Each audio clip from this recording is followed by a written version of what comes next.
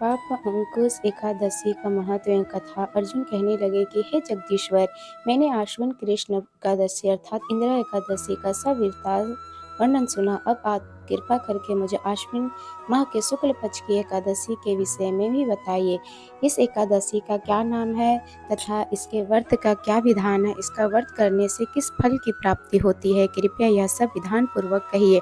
भगवान कृष्ण ने कहा, हे कुंती नंदन, आश्विन माह के शुक्ल पक्ष की एकादशी का नाम पापा अंकुश एकादशी है। इसका व्रत करने से सभी पाप नष्ट हो जाते हैं तथा व्रत करने वाला अक्षय पुण्य का भागी होता है। आश्विन शुक्ल एकादशी के दिन इच्छित फल की प्राप्ति के लिए भगवान विष्णु का पूजन करना चाहिए। इस पूजन के द्वारा मनुष्य को स्वर्ग लोक की प्राप्ति होती है। हे अर्जुन, जो मनुष्य कठिन तपस्याओं के द्वारा फल की प्राप्ति करते हैं, वह फल इस एकादशी के दिन क्षीर सागर में शेषनाग पर शयन करने वाले भगवान विष्णु को नमस्कार कर देने से मिल जाता है और मनुष्य को यम के दुख नहीं भोगने पड़ते।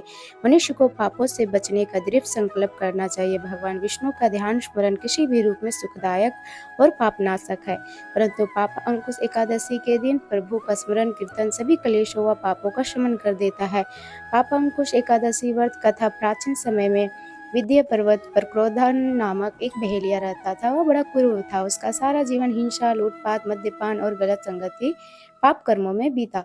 जब उसका अंतिम समय आया तब यमराज के दूत बहेलियों को लेने आए और यमदूत ने बहेलिये से कहा कि कल तुम्हारे जीवन का अंतिम दिन है, हम तुम्हें कल लेने आएंगे। यह बात सुनकर बहेलिया बहुत भयभीत हो गया और महर्षि अंगिरा के आश्रम में पहुंचा और महर्षि अंगिरा के चरणों में गिरकर प्रार्थना करने लगा, हे ऋषिवर, मैंने जीवन भर पाप कर्म ही किए हैं। कृपा कर मुझे कोई ऐसा उपाय बताइए जिससे मेरे सारे पाप मिट जाएं और मोक्ष की प्राप्ति हो जाए। उसके निवेदन पर महर्षि अंगिरा ने उसे आश्विन शुक्ल की पाप अंकुश एकादशी का विधि पूर्वक व्रत करने को कहा। महर्षि अंगिरा के कहे अनुसार उस बहेलिये ने यह व्रत किया और किए गए सारे पापों से छुटकारा पा लिया और इस व्रत पूजन के बल से भगवान की कृपा से वह विष्णु लोक गया। जब यमराज के यमदूत ने इस चमत्कार को देखा तो बहेलियों को बिना लिए ही यमलोक वापस लौट गए। जय श्री हरि।